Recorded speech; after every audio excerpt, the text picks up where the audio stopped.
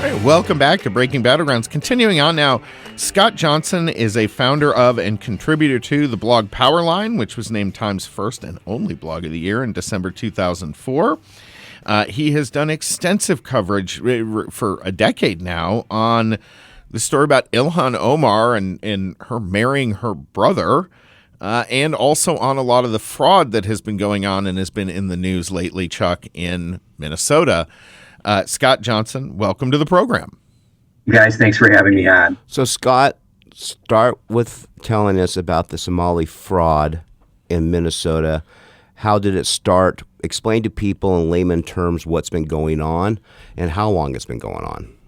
Well, I'd forgotten, but I actually wrote a column for City Journal, for whom I actually wrote a column about Ilhan Omar's case a while back. But in 2017, I wrote a column for City Journal called Mogadishu, Minnesota.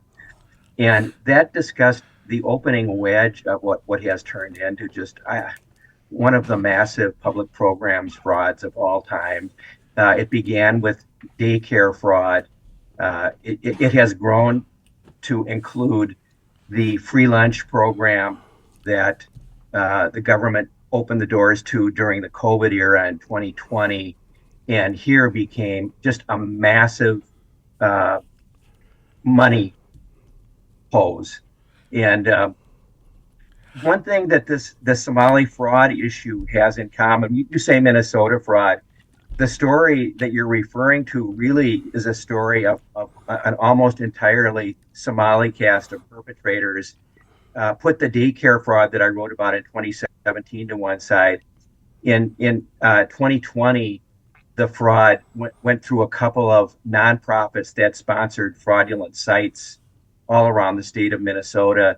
That fraud goes under the name Feeding Our Future, which is the one nonprofit that has been involved in the two trials that have been held here so far. And I covered both of those trials on a daily basis for Powerline and saw the evidence come in. The Feeding Our Future case involves this free food component and seems to be have involved about $300 million in stolen funds, most of which went to Minnesota Somalis.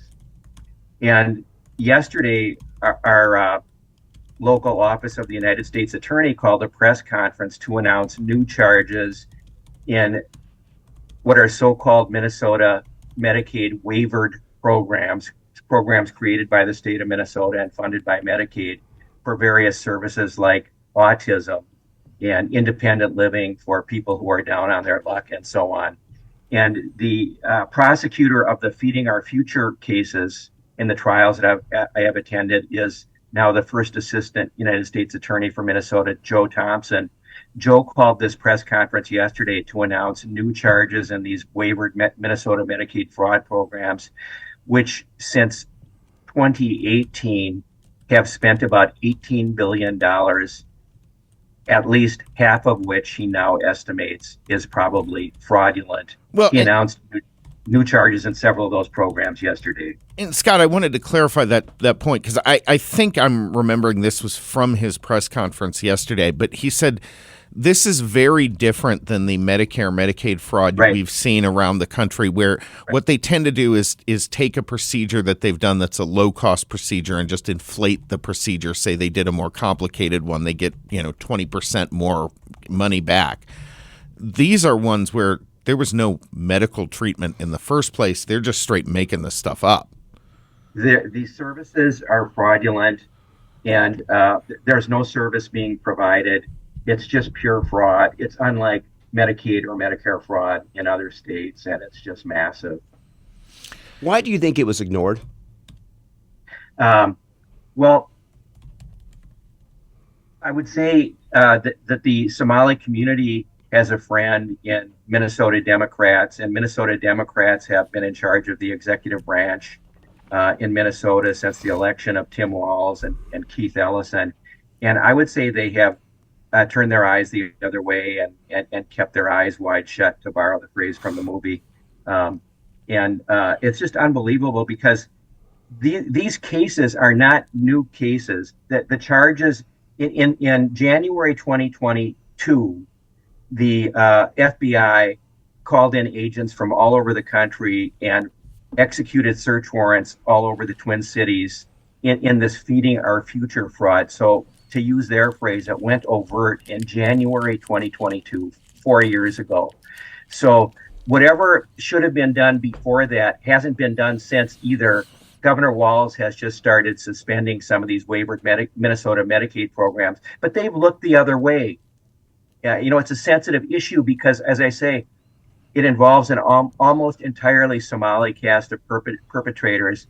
It's almost impossible to talk about these cases without mentioning that. But at the press conference yesterday, I was the only one who asked Joe Thompson if the uncharged cases have an ethnic cast of characters like the charged cases. And there have been like 85 charged cases. So we're not talking about a small sample. And he said generally yes. Yeah, you mean you're reaching a point of statistical relevance there. This is nuts. So how much in money have they fraudulently stolen through this scam that we know of? That's what Joe calls now the $18 billion question, because that's the amount of funds that have gone through these waived Minnesota Medicaid programs. And at the press conference yesterday, based on what he's seen in the uncharged cases, he estimates that it may well be half of that amount. So, folks, just so you understand, for 2024, Somali's economy was a little over $13 billion. So they're almost going to be close to matching Somali's. Well, when you add up all the areas of criminal activity, the GDP of Somali criminals in Minnesota might exceed the GDP of Somalia. Exactly. So, Scott, my question for you is are there going to be any political ramifications on this? I mean, we can harp about it. Walt seems to be saying, well, I welcome an investigation, which, of course, he doesn't. But do you see there being any political ramifications for him in his reelection? Well, I would say he's in a hole right now. And the question is whether the Republican Party is capable of nominating a competitive candidate.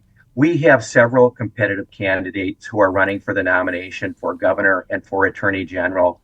Really, the question is whether they will be nominated by the people who turn out at Republican caucuses and in the primary that will be held in August if the not endorsed candidates are challenged. So we have had a hard time fielding good candidates, and Republicans are good at shooting ourselves in the foot when it comes to electoral choices. That's correct. I think the answer to your question, it definitely has political ramifications. I cannot convey the intensity, I think, of the public feeling regarding these issues in Minnesota. There's much that is left unsaid, but I've never attended a press conference like this one yesterday with all the reporters shouting to get a question in. And that's because, their viewers want the story. Right. Do you're an attorney, so I have a question for you. I've asked people. Do the taxpayers of Minnesota have a legal right to sue the Minnesota government for a refund on taxes because of the money spent on this? Well, if I recall constitutional law from law school, I don't believe there's such a thing as taxpayer standing, and I think that doctrine probably applies to these set of cases. So I would say probably not, but I'm really not up to speed on that. It'd be fun for somebody to try it. All right, so talk to us about your beloved congresswoman up there and her marriage scam. So why is that in the news? And the reason that I can answer that question, the reason that's in the news is that Chris Rufo and Ryan Thorpe wrote a column for City Journal about these fraud cases, which they linked to terrorism, which I would say is an incidental part of the story, and got President Trump's attention. And so he has therefore been talking about Minnesota, Tim Walz, fraud. And I would say he's talking about Ilhan Omar. And the reason he's talking about Ilhan Omar is that when it comes to Somali fraud, Ilhan Omar is Exhibit A. Now, this is an old story, too. It's even older than the story of the Somali fraud cases that we've been talking about. I've been writing about her marriage to her brother since August 2016. It will be 10 years next year. And the evidence has grown over the years, but I would say the state of the evidence as of 6 years ago was very strong. I came in, I really wasn't familiar with her, but in August 2016, she defeated a 22-term incumbent in the DFL primary to run for a state legislative seat in the Cedar Riverside area where the heart of the Somali community was then located. And she defeated Phyllis Khan, this 22-term incumbent who was really a feminist heroine. I've gotten to know Phyllis over the years since then and come to respect her greatly. She's a person, I would say, a very strong person of principle. But it was huge news here when Ilhan Omar defeated her in this DFL primary. It was like, and the headline in the Star Tribune was something like Dewey defeats Truman. It was a huge page one story. And that week, a reader of Powerline directed my attention to a post at what looked like an inside Somali message board called Somali Spot that gave the dates of Ilhan Omar's two marriages and the names of her two husbands, and suggested that the second husband, the one that she was currently married to, was her brother. And I thought about it for a while, but how could I check that out? And in fact, it turns out there's an official Minnesota online marriage system. I input the names from that Somali Spot post, and it turned up these two marriages, one to the guy who was advertised as her husband and father of her children, and was in fact the father of her children. His name now is Ahmed Hersi. That was in 2002. And it also showed a marriage in 2009 to a guy named Ahmed Elmi, who the post said was her brother. So I contacted her. I looked at her campaign website, which featured a picture of her and her, the father of her children. I'll refer to him as her real husband from 2002. And with no mention of the guy she was legally married to, according to the Minnesota official online marriage database. And I called her campaign manager, who said, I'll get back to you later today. I called her at 8:30 that morning. And later that day, I got a message back from a criminal defense attorney who had represented one of the Somalis in a terrorism case in 2016 that I had also covered. So I knew who she was. I wasn't particularly impressed by her, but she sent me a statement from the Omar campaign calling me a bigot and not responding to my question about the information on that Somali Spot board. So I posted that on Powerline, and as one thing led to another, it generated a controversy that the Star Tribune covered maybe the next week, and her campaign went into crisis mode, closed down, brought in a consultant named Ben Goldfarb. We've got their internal deliberations from that period of time now because of documents that became public in 2019. They were trying to figure out, well, what the hell do we say now? Ben Goldfarb was saying, well, how does this work? She's married to one guy culturally and to another guy legally. That's a hard story to tell. So that's where they were. But ultimately, Goldfarb issued a statement denying that the guy was her brother. And the Star Tribune reporter, Patrick Kulikan, called me up and said, well, what do you say? And I said, well, who do they say this guy, Ahmed Elmi, her brother, who do they say he is? And Patrick told me they won't tell me. And so the story continued to blow up here until it cooled down when a local investigative reporter said that the U.S. Attorney's Office was investigating her for immigration fraud, which he sent a letter to the same attorney who had responded to me. She got a letter from the U.S. Attorney saying that was untrue, and that had the effect of shutting this whole thing down in 2016.